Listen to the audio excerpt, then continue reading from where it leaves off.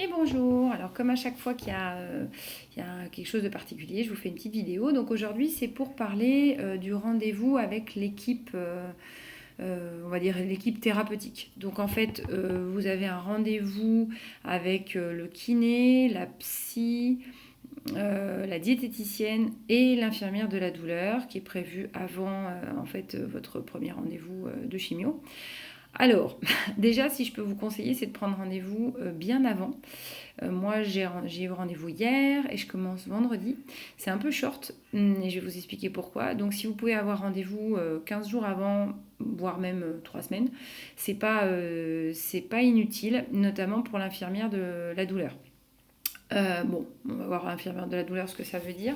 Le reste, très honnêtement, le kiné, à part nous expliquer qu'il fallait marcher 30 minutes par jour et accélérer enfin des 30 minutes, bref, enfin, ça sert vraiment à rien, mais c'est vrai que ça sert à rien pour moi. Pour les personnes qui sont très sédentaires, c'est vrai que c'est important de comprendre que la marche, le sport, alors le sport, l'activité physique, on va dire, est essentielle. Bon, elle est essentielle dans la vie en fait, mais encore plus eh ben, avec ce traitement. Pourquoi? Parce que déjà, le fait de faire circuler le sang, eh ben, ça permet d'éliminer plus vite, donc ça permet d'être moins fatigué en fait. Donc bah, même si on se sent fatigué, il faut quand même essayer de sortir. C'est pas évident, hein. J'y suis pas encore, mais je me connais, donc je sais que ça peut être compliqué, hein. Alors la fatigue étant autre chose qu'une douleur de cicatrice ou avoir du mal à se déplacer. Donc il ne faut pas hésiter à se faire accompagner, à se faire aider en proposant, en demandant en fait aux copains d'avoir un peu de temps pour vous donner la motivation. Je pense que ça c'est vraiment essentiel. Enfin en tout cas c'est comme ça que moi je le vois. Et après je vous dirai dans le concret comment je le vis. Donc voilà, donc bon, le kiné, voilà, c'est tout. La diététicienne, comment dire, de toute façon, depuis que je suis sortie de l'hosto, on m'a jamais conseillé une alimentation particulière. Jamais. Même quand à peine sortie, finalement, une semaine après, on me donnait un diagnostic. On m'a jamais. Alors, elle, dans la pyramide, elle met quand même tout en haut et elle déconseille. Alors, elle déconseille pas. Elle dit qu'il vaut mieux pas en consommer tout ce qui est produit industriel. Mais comme ils sont tellement préoccupés par le poids, que du coup, elle conseille des trucs qui sont bourrés de sucre, quoi. Donc voilà. Donc sachant quand même que le sucre est reconnu pour alimenter les cellules cancéreuses, bon, ça fait réfléchir un peu, mais c'est mon point de vue et il m'appartient. Donc évidemment, alors c'est des rendez-vous. En fait, on était deux personnes concernées. La personne était accompagnée et c'est des rendez-vous qui s'enchaînent. Hein. C'est pas du rendez-vous individuel. Là, voilà, ils ont leur diapo, ils répètent leur truc une fois, je pense que ça doit être une fois par semaine ou 2 fois par semaine. Et voilà. La psy, bon, bah, elle vous dit que bah, si vous voulez la consulter, bah, qu'elle est là. Mais en l'occurrence, moi, elle n'est pas là quand je viens. Donc, je ne vais pas me redéplacer à la clinique pour aller la voir. Bon, de toute façon, moi, j'ai prévu de commencer autre chose. Donc, c'est pas grave. Mais c'est un peu dommage. Et je trouve ça assez surprenant, en fait, que bah, elle n'est pas de remplaçante, en fait. Elle est à mi-temps. Et du coup, bah, les jours où elle n'est pas là, il n'y a pas de remplaçant. Et ça, je le comprends pas. Enfin, ça fait partie des choses que je pense faire remonter suite à mon expérience.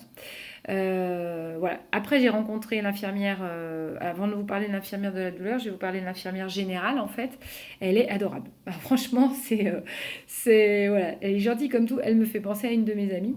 Et elle est d'une gentillesse et d'une écoute, et puis surtout sans aucun jugement, ce qui fait que très ouverte au fait que bah, je veuille jeûner, très ouverte, ouais, elle m'a dit, vous en parlez pas, elle m'a dit comme ça, donc chut, on n'en parle pas.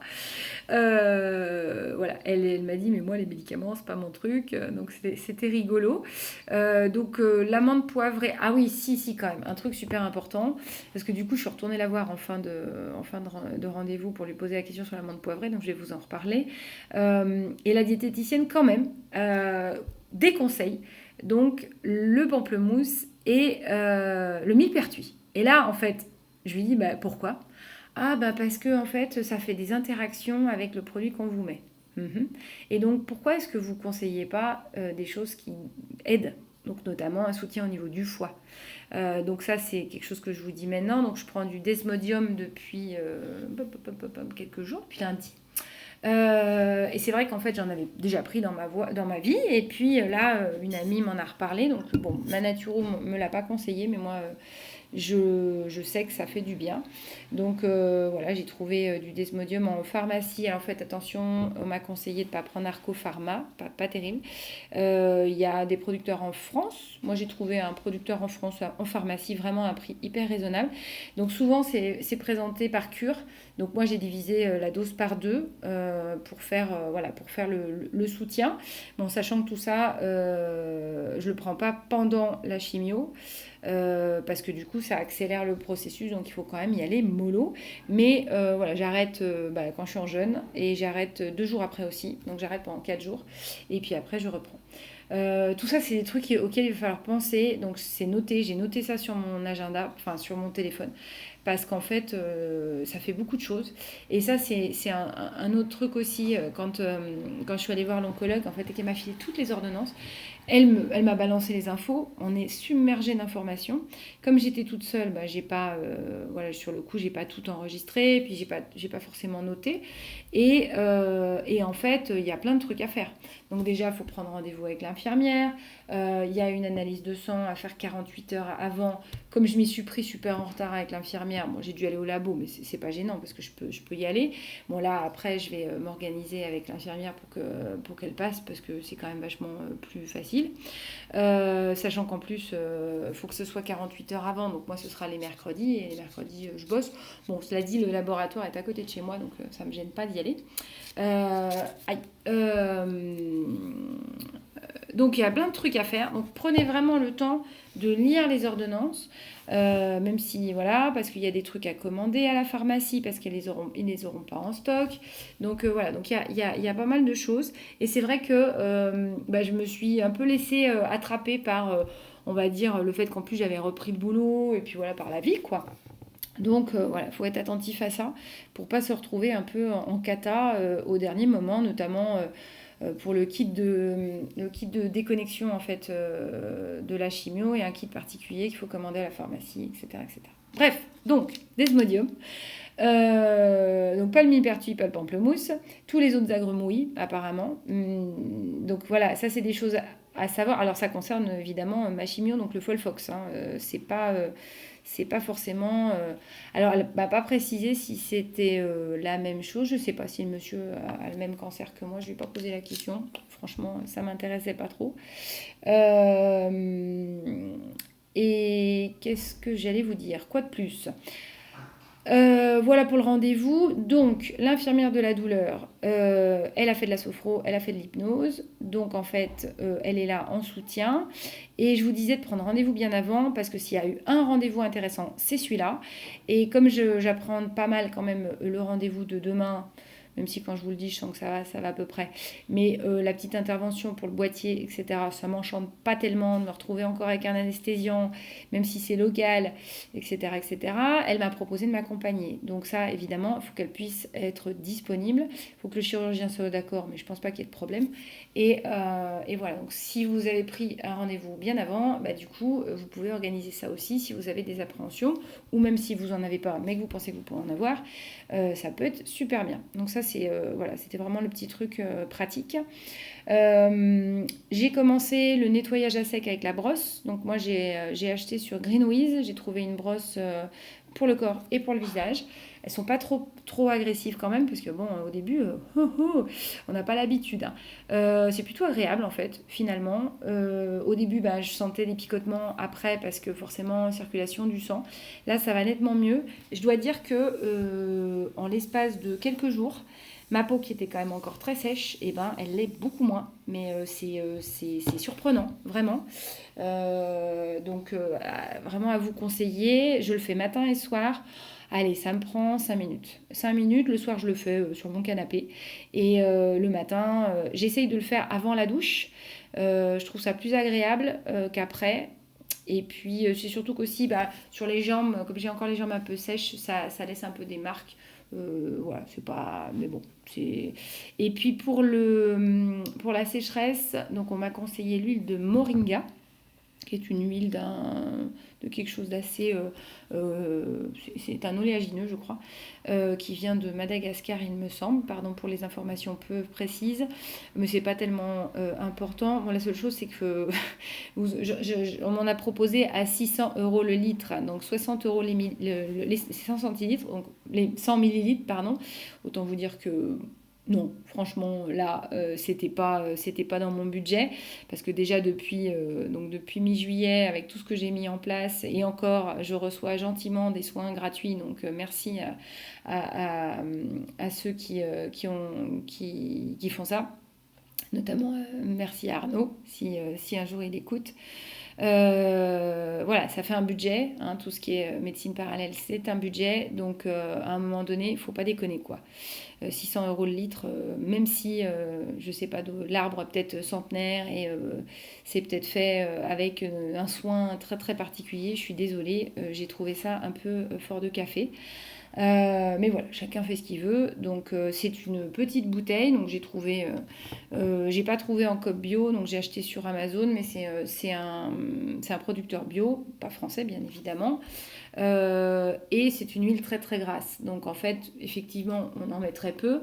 Mais étant donné que quand même j'ai la peau très sèche et que euh, le traitement est conçu pour... Enfin, conçu, pas conçu, mais une des conséquences, c'est la sécheresse cutanée. Je ne me voyais pas acheter 60 € les 100 millilitres. Donc on verra bien. J'ai commencé à m'en mettre. C'est vrai que c'est très agréable. Moi qui ai naturellement la peau sèche, elle n'est pas grasse, ce qui fait que... elle ne donne pas trop cette sensation sur la peau. Bon, moi, ça ne me dérange pas, donc voilà. Mais en tout cas, j'en ai mis rapidement sur mes coudes et c'est vrai que tout de suite, j'ai senti une amélioration aussi, en plus du brossage à sec. Donc, brossage à sec, pas mal. J'ai mis en place la douche froide. La seule chose, c'est que moi, j'y arrive pas en direct, donc je me douche normalement à l'eau chaude. Et après, je me rince, mais complètement à l'eau froide. Il n'y a que la tête où j'ai un peu de mal encore. On verra en hiver si j'y arrive. Et un des effets secondaires de ma chimio est supposé justement créer des picotements avec le froid. Donc au toucher, donc à voir si je supporte toujours mes douches froides, et notamment au niveau de la gorge. Donc il est déconseillé de boire froid parce que ça peut créer des contractions au niveau de la trachée. Bon, ça donne pas très envie quand on vous raconte ça. En effet secondaire, donc on me parle de ça, évidemment les nausées, les cheveux pas trop, mais bon, l'infirmière m'a dit quand même. Elle a vu des gens, là surtout avec la canicule, perdre pas mal de cheveux. Donc voilà, bon, vous savez que moi j'ai mis l'huile de ricin, j'ai aussi choisi un shampoing au ricin, et puis je me brosse aussi bien les cheveux pour bien en fait activer le sang sur le crâne. Alors ça fait beaucoup de choses, hein. Je vous avoue que ça fait beaucoup de choses à penser. Donc j'espère que je vais arriver à penser à tout ça quand je serai dans le bain. Sinon, depuis vendredi, j'ai retrouvé mon énergie. Franchement, ça va nettement mieux.